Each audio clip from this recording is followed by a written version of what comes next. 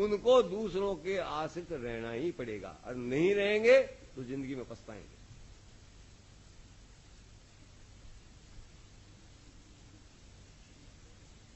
तो व्यवस्था बनाए रखने के लिए, सुख और शांति बनाए रखने के लिए, अपनी शक्ति का संचय करने के लिए अनुशासन सबसे आवश्यक वस्तु है। इस अनुशासन का हम पालन करें, डंडे के बल पर नहीं, स्वयं समझ करके। बात को हम स्वयं समझें और उसके अनुसार उसको अच्छा समझ करके उसका पालन करें। बुरी बात करने के लिए कोई कहता है तो उसका इस प्रकार से विरोध नहीं करें। एक किताब है the religion and Rajput woman, एक अंग्रेज महिला ने लिखी। उसने राजपूत महिलाओं से बातें की और उन्होंने जो बातें की आपस में, उसको उसने अपनी किताब में लिखा। तो उसने लिखा है कि मैंने राजपूत महिलाओं से ये पूछा कि आपके पति लोग शराब पीते हैं, क्या आपको ये अच्छा लगता है? उन्होंने कहा नहीं। तो आप विरोध करते हैं इसका? तो कहा नहीं। अच्छा नहीं लगता तो फिर विरोध क्यों नहीं करती? तो उन्होंने कहा विरोध करने से क्या होगा? विरोध करने से उनका लगाव और ज्यादा बढ़ जाएगा उसका।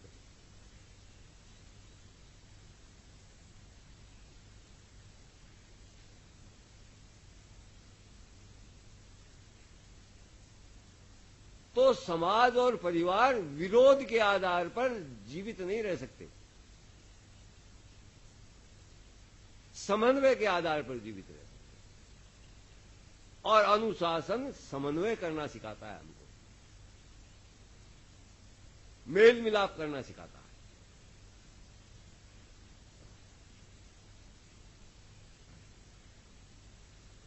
अपने आप को अनुशासित बनाएं, दूसरे के साथ भी अनुशासित बनकर रहें।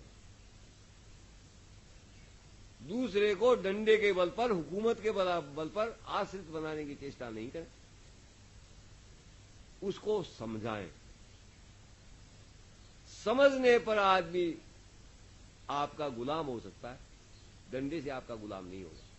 और डंडे से आपके पास ज्यादा बल है, आपने एक बार गुलाम बना भी लिया तो कुछ समय बाद वो आपका ही डंडा छीन करके आपके सिर में मारेगा।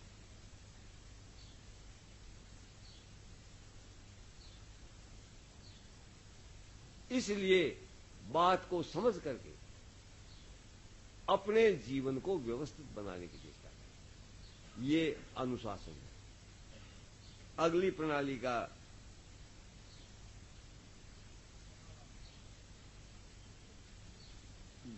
विशेषता है, वो है सखा भाव। इसमें दो शब्द हैं, एक सखा और दूसरा भाव। सखा काय को कहते हैं?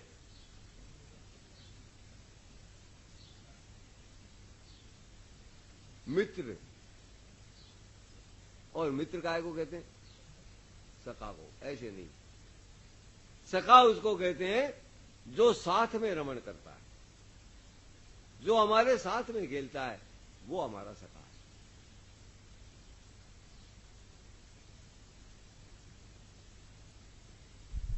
विदुर जी ने कहा सखा कौन है? जिसके मन से मन मिल जाए, बुद्धि से बुद्धि मिल जाए और गुप्त रहस्य से गुप्त रहस्य मिल जाए, वो मित्र है, वो सखा है। हम यहां पर एक नेता दूसरे अनुचर, या एक गुरुजी दूसरे चेले, इस प्रथा को चलाना नहीं चाहते। कोई 60 वर्ष का हो चाहे 8 वर्ष का हो, यहां सब सखा है। यहां न कोई नेता है, न कोई अनुचर है, न कोई गुरुजी है, न कोई चेला जी है, सब समान है।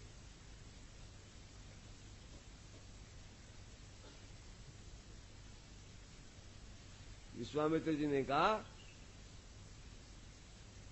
मित्रता और संबंध ये बराबरी वाले के बीच ही मिलते हैं।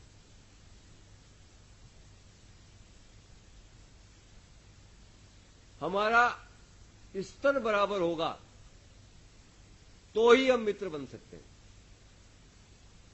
आप जाकर के करोड़पति से मित्रता करना चाहें, नहीं निभेगी मित्रता। आप जाकर के कोई मंत्रियों संतरियों से मित्रता करना चाहें, नहीं निभेगी मित्रता।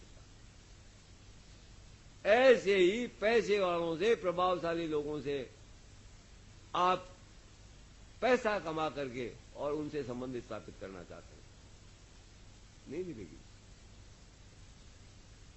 बैठी हैं बहुत सारी लड़कियां अपने घरों में, जिन्होंने लाखों रुपए लगा करके बेटियों की शादी की। खुद का स्तर नीचा था, ऊंचे स्तर वालों में शादियां की, नहीं निभी। ऐसे ही मित्रता भी समान स्तर वालों के बीच ही शोभा देती है, समान स्तर वालों के बीच ही निभती है। राम जी ने जब बाली को मारा, बाली घायल पड़ा था, राम जी उसके पास गए तो बाली ने कहा, महाराज आपने रावण पर विजय प्राप्त करने के लिए सुग्रीव से मित्रता की, ये तो घाटे का सौदा किया आपने। अगर मेरे से मित्रता करते तो नफे में रहते, क्योंकि बाली सुग्रीव से बहुत अधिक बलवान है। ये वाल्मीकि रामायण में तो कहीं लिखा हुआ नहीं है, लेकिन गप गचेटों के अंदर कहते हैं कि रावण को कांक में दाग दिया था बाली ने। तब राम जी ने क्या जवाब दिया? राम जी ने कहा, अरे बाली तेरी मेरी मित्रता निभती कैसे, जो बता।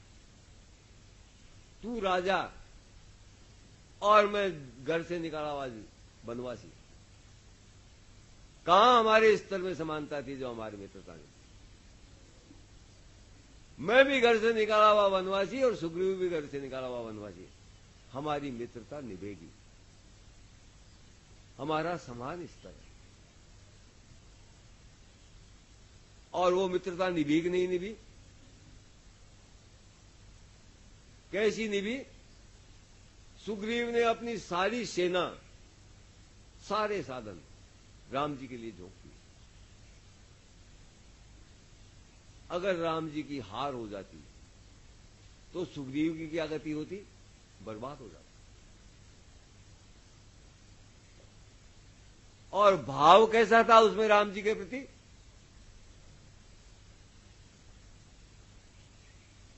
जब वानरों की सेना लंका में पहुंची तो राम जी ने कहा सुग्रीव से, तो विभीषण से, अरे विभीषण तू कहा करता है कि लंका का दुर्ग इतना मजबूत है, हमको दिखा तो सही वो लंका का दुर्ग है कहां।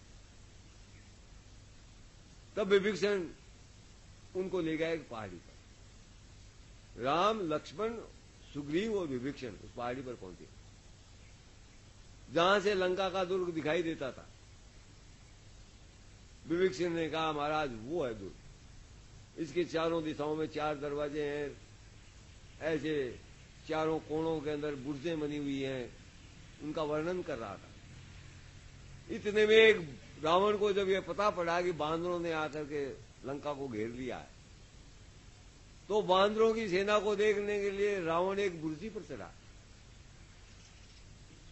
रावण को देखते विभीषण ने कहा, महाराज वो बुर्जी पर खड़ा है, वो है रावण। इतना उसका कहना था, सुग्रीव ने वहां से छलांग लगाई और जाकर के रावण का यहां से गला पकड़ा। दोनों गुत्थम गुत्ता होते लड़ते लड़ते नीचे आकर के गिरे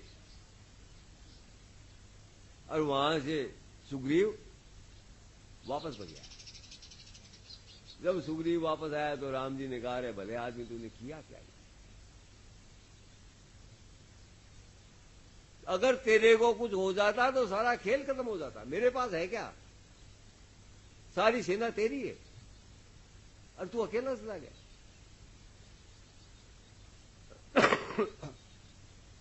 तब सुग्रीव ने कहा, महाराज, इस विभीषण ने जैसे ही कहा कि वो है रावण, मेरी तन बदन में आग लग गई। यह वो नीच जो सीता माता को हर करके ले गया। मेरे मन में आई कि इसका गला था उसके मार दूं और मैंने यहां से छलांग लगाई, जाके गला पकड़ लिया। लड़ते लड़ते मेरे मन में विचार आया, तूने गलत काम कर दिया, अकेला आ गया। जैसा ही मेरा दाव पड़ा, मैं छुड़ा करके वापस बढ़ गया। इतना भाव था उसमें राम जी के प्रति। ये समान लोगों की मित्रता निभने का उदाहरण है। जो विश्वामित्र जी ने कहा कि मित्रता और संबंध हमेशा समान लोगों के अंदर ही निभते हैं। और विदुर जी ने क्या कहा? विदुर जी ने कहा, मित्र कौन होते हैं? जिनके मन से मन मिल जाए, बुद्धि से बुद्धि मिल जाए और गुप्त रहस्य से गुप्त रहस्य मिल जाए। मन से मन कैसे मिलते हैं? एक साथ रहने से मन अपने आप मिल जाता है। एक रेवाड़े की बकरी, एक रेवाड़े की लड़ड़ी दूसरी बकरी को, दूसरी लड़ड़ी को अपने रेवाड़े में घुसने नहीं देती, क्योंकि उनका मन आपस के अंदर मिला हुआ नहीं। यहां पर हम साथ रहते हैं, तो साथ रहने से हमारे मन अपने आप में मिल जाते हैं। कोई कहां से आया है, कोई कहां से आया है, कोई कहां से आया है, और आज यहां पर किसी को यह पता नहीं है कि कोई कहां से आया है। केवल 4 दिन के अंदर सब ये समझने लगे कि हम तो एक ही जगह हैं। इसके अंदर कोई हमारी करामात नहीं है, ये करामात है केवल एक साथ रहने। एक साथ रहने से आदमियों के मन मिल जाते हैं। जो मित्रता की पहली सीढ़ी है, मन से मन मिलना।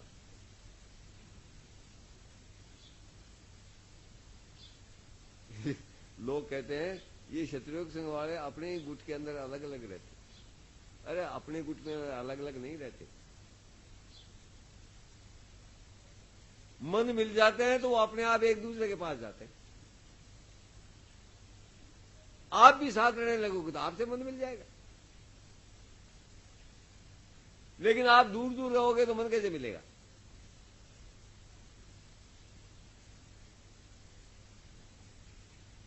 तो मन से मन एक साथ रहने से मिल जाते हैं।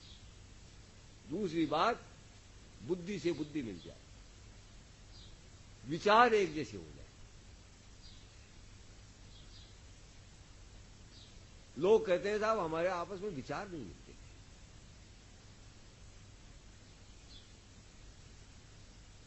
विचार क्या हैं आपके? और जिससे नहीं मिलते उसके विचार क्या है?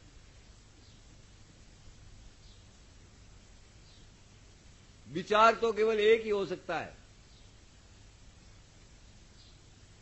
जो विचार हमारी धारा का विचार है। इसके अलावा कोई विचार नहीं है। उसके अलावा तो बुद्धि का व्यभिचार है।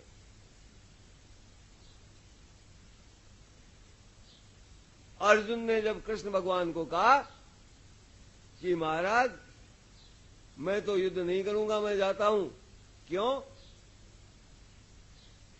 तो कहा युद्ध होगा तो ये सारे संसार का क्षत्रिय यहां इकट्ठा हो गया,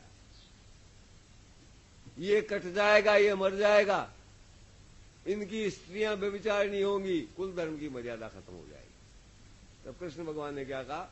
अर्जुन तेरी बुद्धि अव्यवसायित हो। व्यवसाय काय को कहते हैं? सहारे को। आपसे पूछिए आपका क्या व्यवसाय है? कोई कहेगा मैं नौकरी करता हूं, कोई कहेगा मैं खेती करता हूं, कोई कहता है मैं व्यापार करता हूं। इनको व्यवसाय क्यों कहा? ये जीवन को जीने का सहारा है। तो बुद्धि को भी कोई सहारा चाहिए। बुद्धि अपरा प्रकृति है, जिसका स्वाभाविक धर्म गंदगी की ओर जाना है।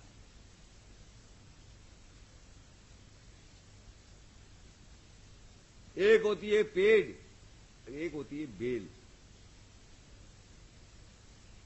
पेड़ को बढ़ने के लिए किसी सहारे की जरूरत नहीं होती, लेकिन बेल को बढ़ने के लिए सहारे की जरूरत होती।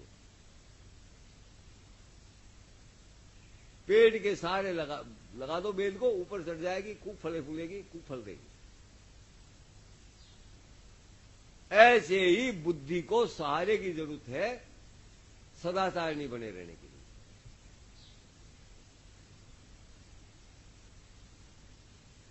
बुद्धि एक तराजू की तरह है जो तोल निकालती है।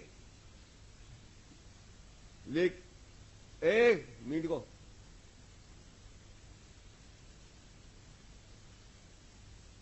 लेकिन तराजू की है बुद्धि, वो तराजू तोल निकाल सकती है, लेकिन अकेली तराजू तोल नहीं निकाल सकती। तोल निकालने के लिए बाट की जरूरत होती है। इस तराजू के साथ अगर बाट होगा तो वो, अरे खड़े हो जाओ तुम तीनों, खड़े हो यहां से, खड़े हो जाओ। क्या कह रहा था मैं? बाट के बिना तोल नहीं निकाला जा सकता। बुद्धि अकेली कोई फैसला नहीं कर सकती, और जो बुद्धि से फैसला करते हैं और अपने आप को बुद्धिमान समझते हैं, वो महामूर्ख है।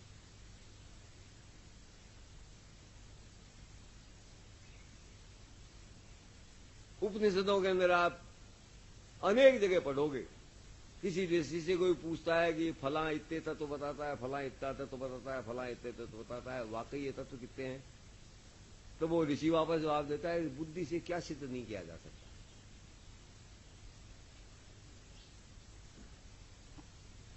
बुद्धि का किया हुआ फैसला अमान्य है, बुद्धि सही फैसला कर ही नहीं सकती। ये प्रदूषण धर्मा है, गंदगी फैलाती है। इसलिए तोल निकालने के लिए बाट की जरूरत है। बुद्धि को सही करने के लिए बाट चाहिए। कृष्ण भगवान ने कहा, अर्जुन तेरे पास बुद्धि तो है, लेकिन बाट खो दिए तूने। अव्यवसायत्मिका हो गई तेरी बुद्धि, निराधार सोचती, सोचने का कोई आधार नहीं है तेरे पास। सोचने का आधार क्या हो सकता है? सोचने का आधार केवल स्वधर्म है। जो स्वधर्म को जानता है वो बुद्धि से यह निर्णय कर सकता है कि जो चीज मेरे स्वधर्म के खिलाफ है वो गलत है, और जो चीज मेरे स्वधर्म के अनुकूल है वो सही है। जब तक हम स्वधर्म को नहीं जानेंगे, हमारी बुद्धि व्यभिचारिणी है। वो इधर उधर हमको गलत रास्ते पर भटकाती रहेगी, हमको डुबोती रहेगी। लेकिन जब हम स्वधर्म को जान जाएंगे, उसको बाट बना लेंगे कि स्वधर्म के अनुकूल है वो सही है और स्वधर्म के प्रतिकूल है वो गलत है, तब बुद्धि हमको सही रास्ते पर ले जाएगी। वो बुद्धि कौन सी बुद्धि है? सदाचारिणी बुद्धि, व्यवसायत्मक बुद्धि। तो ये बुद्धि है, ये एक हो जाए हमारी। कैसे होगी एक? इस बातों से तोलना शुरू कर दें। पहले स्वधर्म के बारे में जाने।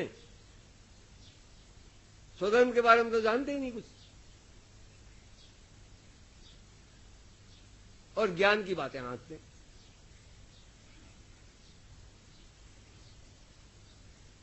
तो यहां पर हम पहले स्वधर्म के बारे में जानने की चेष्टा करते हैं,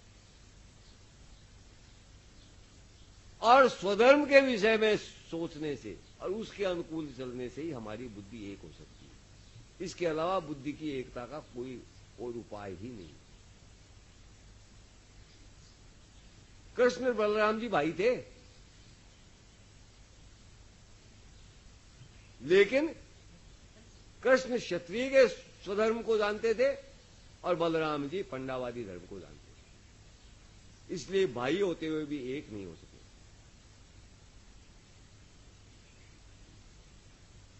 एकता का मापदंड केवल एक ही है कि हम स्वधर्म को समझें और स्वधर्म के अनुकूल अपनी बुद्धि को रखने की चेष्टा करें, तब हमारी सबकी बुद्धि एक जैसी हो जाएगी। तो यहां पर हम स्वधर्म के बारे में ज्यादा से ज्यादा जानने की कोशिश करते हैं ताकि हमारी बुद्धि एक जैसी हो जाए। और तीसरा है गुप्त रहस्य से गुप्त रहस्य मिल जाए। गुप्त रहस्य से गुप्त रहस्य मिलने का क्या मतलब है? दो मित्रों के बीच में कोई चीज गोपनीय नहीं होनी चाहिए। जो एक तरफ जाके कोने में बात करते हैं ना, समझ लो वो कभी मित्र नहीं हो सकते। गोपनीयता क्या है? चौड़े करो मैदान में बात। ये छिप छिप करके बात करना मित्रता का दुश्मन है। दो मित्रों के बीच में कोई चीज गोपनीय नहीं होनी चाहिए। हमारी जिंदगी खुली पुस्तक होनी चाहिए, तब जाकर के हमारे अंदर मित्रता हो। तो हम यहां पर इन तीनों चीजों का प्रयत्न करते हैं। एक साथ रह करके मन से मन मिलाते हैं, स्वधर्म के बारे में जानकारी करके बुद्धि को एक करने की कोशिश करते हैं और एक दूसरे से अपनी कोई बात नहीं छिपाते, जिससे हमारे गुप्त रहस्य से गुप्त रहस्य मिल जाते हैं, बुद्धि से बुद्धि मिल जाती है और मन से मन मिल जाता है। ये है मित्रता। इस मित्रता के आधार पर ही हमारे पूर्वजों ने संगठन बनाया। ये कोई नई खोज नहीं है कि मित्रता के आधार पर संगठन बनाना। राम जी ने रावण को किसके बल पर जीता? अपने मित्र सुग्रीव के बल पर। महाभारत का युद्ध किसके बल पर हुआ? पांडव किसके बल पर लड़े? अपने मित्र कृष्ण के बल पर। और दुर्योधन किसके बल पर लड़ा?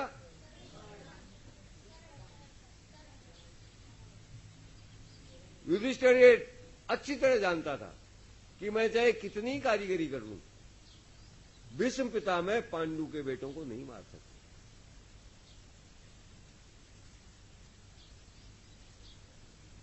लेकिन कर्ण पर उसको पूरा विश्वास था। कर्ण क्या था उसका? मित्र। जब कृष्ण भगवान संधि कराने के लिए गए धृतराष्ट्र के यहां और संधि नहीं बैठी, तो कृष्ण भगवान ने कर्ण को कहा, जब वो वापस लौटने लगे, थोड़ी देर मेरे साथ चल। और कर्ण को उसके रथ में से उतार करके अपने रथ में बैठा लिया और कहने लगे, रे कर्ण, तू इस दुर्योधन के चक्कर में क्यों फंसा है? तू तो पांडवों का बड़ा भाई है। तो कर्ण ने कहा कि महाराज, मैं तो ये जानता हूं कि मैं पांडवों का बड़ा भाई हूं, लेकिन ये बात आप दुर्योधन को मत, उसको युधिष्ठिर को मत कह देना। युधिष्ठिर को अगर ये पता पड़ गया कि मैं उनका बड़ा भाई हूं, तो पहले तो युद्ध नहीं होगा, और युद्ध हो गया और अगर पांडव जीत गए तो राज तिलक युधिष्ठिर के नहीं होगा, राज तिलक होगा कर्ण के। युधिष्ठिर कभी राज तिलक नहीं कराएगा, उसको यह पता पड़ गया कि मैं उसका बड़ा भाई हूं, और मैं उस राज्य को मेरे मित्र दुर्योधन को वापस बता दूं। आपकी सारी योजना फेल हो जाएगी। आप ध्यान से महाभारत पढ़ो तो आपको पता चलेगा कि ये तीनों आदमी आपस में मिले हुए थे, जिसके कारण से ये युद्ध हुआ। इन तीनों में से एक भी आदमी अगर अलग हो जाता तो युद्ध नहीं हो सकता था। कृष्ण, भीष्म पितामह और कर्ण। कर्ण कह रहा है कृष्ण भगवान को कि युधिष्ठिर को ये बता मत देना कि मैं उसका बड़ा भाई, वरना युद्ध नहीं होगा।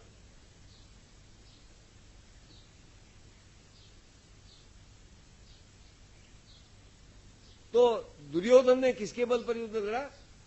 कर्ण के बल पर। भीष्म पितामह ये जानते थे कि अगर मैं और कर्ण दोनों साथ साथ लड़ेंगे तो पांडवों के पास कोई पोदीना नहीं है। ये 2-3 दिन में साफ हो जाएंगे। इसलिए भीष्म पितामह ये चाहते थे कि कर्ण न लड़े। अब कर्ण कैसे ना लड़े, उसकी उन्होंने तरकीब निकाली। जब युद्ध आरंभ होने लगा तो दुर्योधन आया भीष्म पितामह के पास, आगे कहने लगा, महाराज आप तो दोनों पक्ष के लोगों को जानते हो, कौन कौन कितना बलवान है, आप मेरे को बताओ ताकि उसके हिसाब से मैं सेना को सजाऊं। भीष्म पितामह एक एक के बारे में बताने लगे। वो महारथी है, वो रथी है, वो अति रथी है। जब कर्ण का नंबर आया तो भीष्म पितामह ने कहा, मैं इसको अर्धरथी मानता हूं। अब कर्ण जैसे महारथी को भीष्म पितामह ये कहेंगे मैं इसको अर्धरथी मानता हूं, कर्ण को गुस्सा आ गया। और कर्ण ने कहा, ये बुड्ढा लड़ेगा तब तक मैं युद्ध में नहीं लड़ूंगा। यही चाहते थे भीष्म पितामह।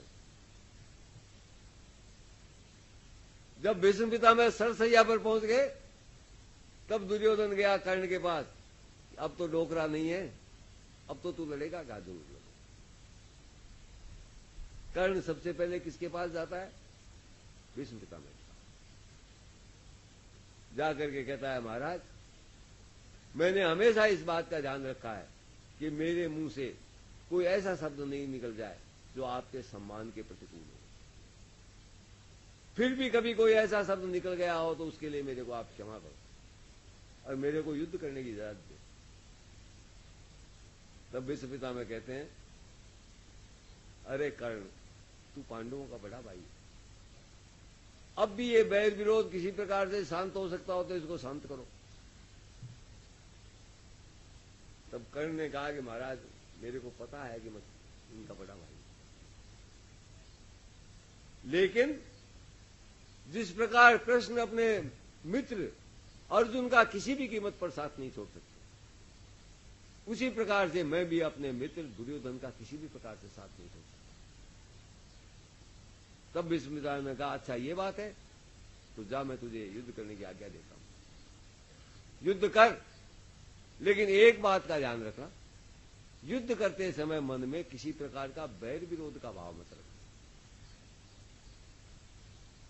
जो बात गीता में कृष्ण भगवान ने अर्जुन को 18 अध्यायों में कही, वो बात भीष्म पितामह ने कर्ण को 1 लाइन में कह दी। मन में बिना बैर विरोध रखे एक क्षत्रिय की तरह आनंद के साथ युद्ध कर, जा मैं तेरे मिजाज में।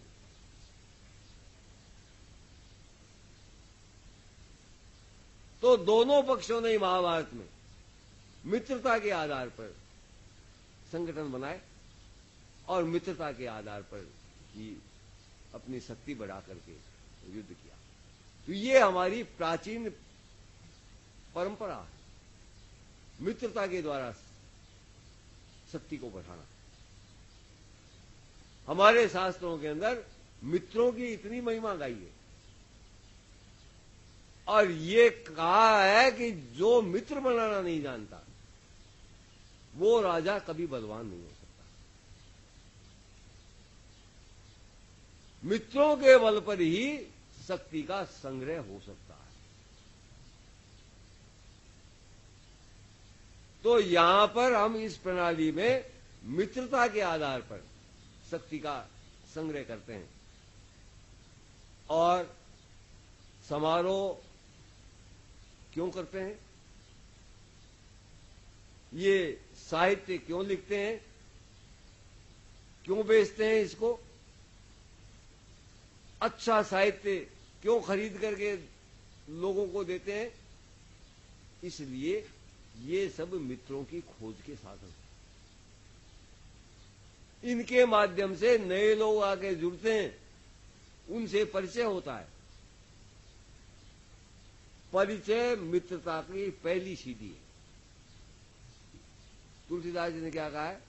बिन प्रतीत होए नहीं प्रीति। जब आपका परिचय ही नहीं है तो प्रीति कहां से होगी?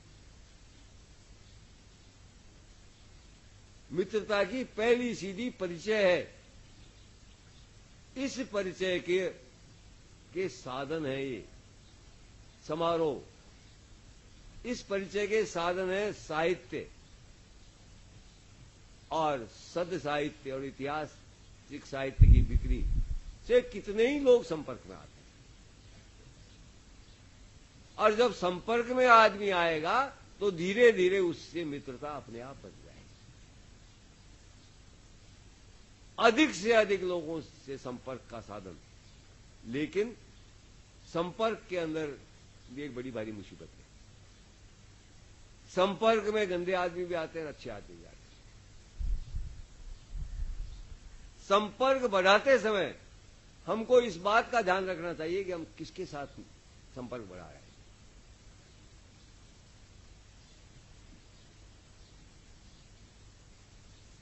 ये संपर्क हमारे कैसे बनते हैं, इसका मतलब हमको तब समझ में आएगा जब हम सखा भाव का अर्थ समझेंगे।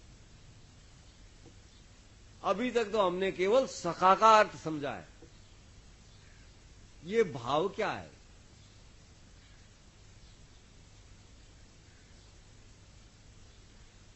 किसी आदमी को देखते ही हमारे को आदमी अच्छा लगता है और कोई आदमी देखते ही हमको बुरा लगता है। क्या कारण है? पूर्व जन्मों के अंदर जहां हम किसी आदमी के साथ रहे हैं तो उसके जो हमारे पूर्व जन्म के संस्कार हैं वो हमारे अंदर उसके प्रति भाव उत्पन्न कर देते हैं।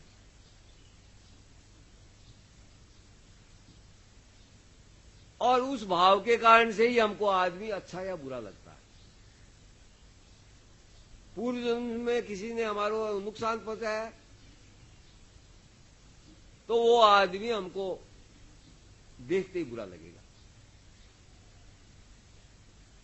हमारी भी रुचि दुष्कर्म में है और पूर्व जन्म के अंदर भी किसी आदमी में हम दुष्कर्म के सहयोगी रहे हैं, उस आदमी को देखते ही हमारे अंदर आकर्षण हो जाएगा, क्योंकि दोनों में एकता, एक जैसी बात है। किसी सुकर्म में हम पूर्व जन्म में सहयोगी रहे, उस आदमी के मिलने पर भी हमारे अंदर आकर्षण हो जाएगा। दोनों प्रकार के लोगों के अंदर हमारे अंदर भाव है जो हमको मित्रता के लिए प्रेरित कर रहा है। अब हमको ये पहचान स्वयं करनी पड़ेगी, ये आदमी मेरे पूर्व जन्म का अच्छे कर्मों का सहयोगी है या बुरे कर्मों का सहयोगी। अगर उसकी बातों से, उसके साथ रहने से बुराई की ओर हमारा मन चलता है तो उस आदमी का संसर्ग त्याग देना चाहिए। और अगर उस आदमी के साथ रहने से हमारे विचार अच्छाई की ओर जाते हैं, हमारा मन अच्छे कर्म करने में लगता है, तो उसके साथ हमको मित्रता बढ़ानी चाहिए। तो संपर्क के द्वारा लोगों की जानकारी तो बढ़ती है, लेकिन ये जानकारी घातक भी हो सकती है अगर हम ये नहीं विचार करें कि कौन आदमी मेरे अच्छे कर्मों का साथी है या बुरे कर्मों का साथी। बुरे कर्मों के साथियों का परित्याग करना पड़ेगा। अच्छे कर्मों के जो पूर्व जन्म के साथी हैं उनके साथ भाव को बढ़ाना पड़ेगा। और इससे भी आगे भाव क्या है?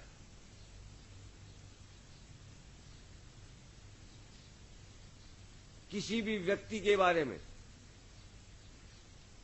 किसी भी विचार के बारे में जब हम गहराई से चिंतन और मनन करते हैं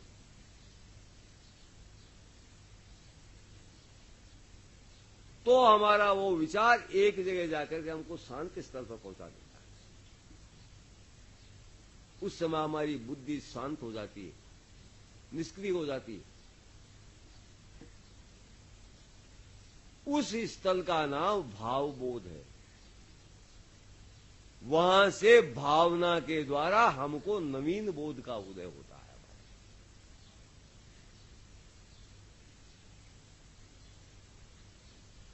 इस नवीन बोध के द्वारा हमको आसानी से पहचान हो सकती है कि कौन आदमी अच्छा है, कौन आदमी बुरा है।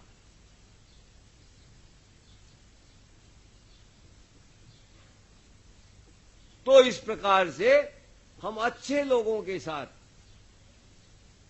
अपने भावों को सुदृढ़ करें और बुरे लोगों के साथ जो हमारे भाव हैं उनसे दूर रह करके उनसे बचने की चेष्टा करें।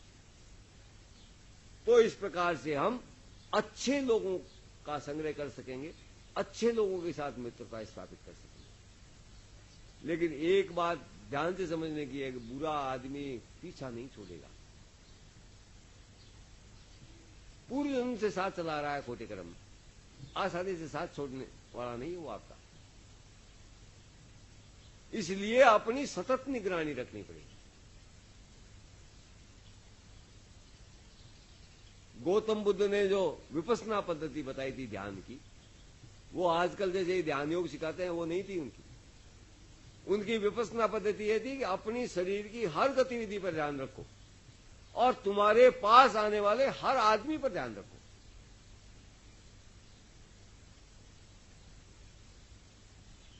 जब तक तुम अपनी गतिविधियों पर ध्यान नहीं रखोगे, अपनी बुरी गतिविधियों को रोक नहीं सकोगे। और जब तक अपने निकट आने वाले लोगों की गतिविधियों पर ध्यान नहीं रखोगे, बुरे आदमियों की सोबत से बच नहीं सकोगे।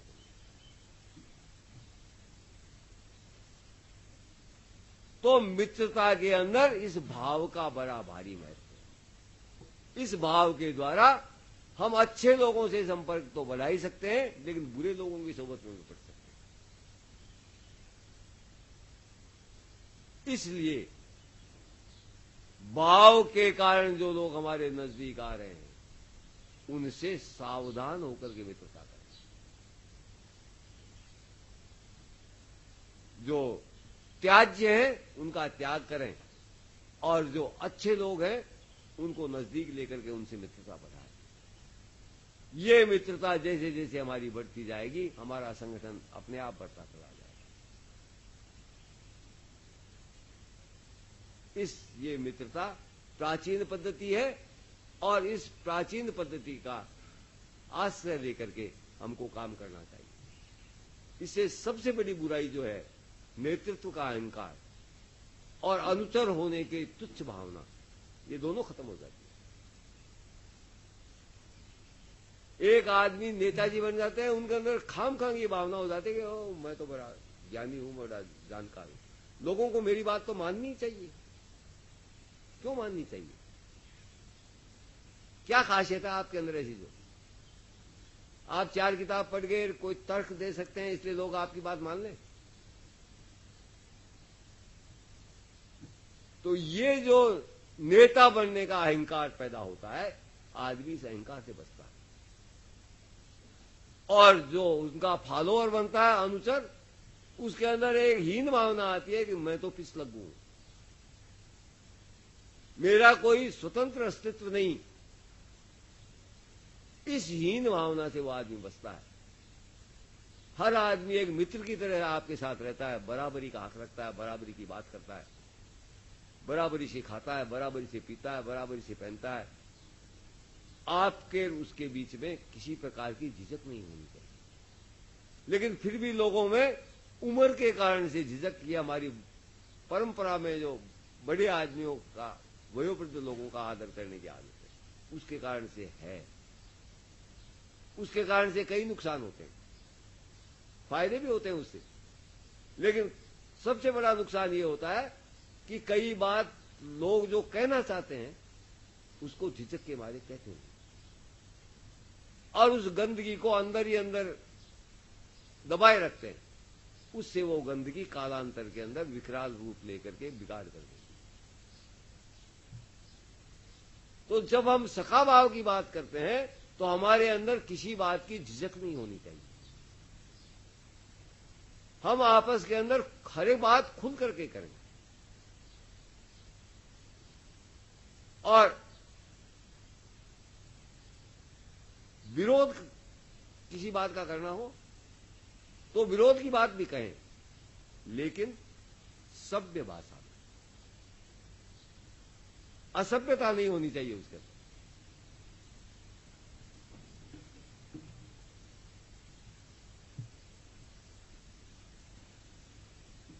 तो जो सखा भाव का लाभ हमको तभी मिलेगा जब हम इस झिझक को छोड़ें कि हम ये बात कहें या नहीं कहें। झिझक तो केवल इस बात पर होनी चाहिए कि हम खोटा काम करें या नहीं करें। जो भली बात आपके दिमाग के अंदर है उसको कहने में आपको क्या दिक्कत होनी चाहिए? कोई दिक्कत नहीं होनी चाहिए। तो इस तरह से मन मिला करके, बुद्धि से बुद्धि मिला करके और गुप्त रहस्य मिला करके हम मित्रता का निर्माण करते हैं। और जो सहज मित्र हैं उनका आदर हमको करना चाहिए ताकि उनसे हमको लाभ मिले। सहज मित्र कौन है? आपके परिवार के लोग, आपके ननिहाल के लोग, आपके ससुराल के लोग, आपके दादेरे के लोग, ये सारे हमारे सहज मित्र हैं। इन सहज मित्रों से हमको मित्रता बनाए रखना चाहिए। इनसे हम मित्रता नहीं बना करके रख सकते हैं तो हम क्षत्रिय संघ के योग्य स्वयंसेवक नहीं बन सकते। जिनमें भगवान की दी हुई मित्रता है उनके साथ हम मित्रता नहीं रख सकते। वो तो हमने मित्र नहीं बनाया उनको, भगवान ने उनको हमारे परिवारों में पैदा किया। भगवान ने उनको हमारा रिश्तेदार बनाया है और शास्त्र कहता है कि वो हमारे स्वाभाविक मित्र हैं। हमारी मुसीबत में साथ देने की उनकी स्वाभाविक भावना है। हमारे सुख दुख में आगे आने वाले लोग हैं वो। उनके साथ अगर हम मित्रता नहीं बना करके रख सकते तो इसका मतलब है हमको मित्रता का अर्थ ही मालूम नहीं। इसलिए केवल क्षत्रिय संघ के लोगों से ही मित्रता नहीं, बाहर के लोगों से भी हम मित्रता करें। सहज मित्रों के साथ मित्रता करें। अच्छे लोग जहां कहीं भी हमको नजर आए उनसे हम मित्रता करें और उस मित्रता को इस हद तक पहुंचाएं कि मन से मन मिल जाए, बुद्धि से बुद्धि मिल जाए और गुप्त रहस्य से गुप्त रहस्य मिल जाए। इस मित्रता को अगर हम बढ़ा सकें आगे, बहुत मुश्किल काम है, आसान काम नहीं है। हमारा अहंकार, हमारी ये बुद्धि कदम कदम पर बाधा पहुंचाती इस मित्रता। लेकिन उससे अगर हम सावधान रहें और भगवान पर हमका भरोसा हो जिसका हम नाम लेते हैं, तो इस अहंकार और बुद्धि की करामात पर हम विजय प्राप्त कर सकते हैं और इस मित्रता के आधार पर हम गहरे संबंध, गहरे संगठन बना करके और आगे बढ़ सकते हैं।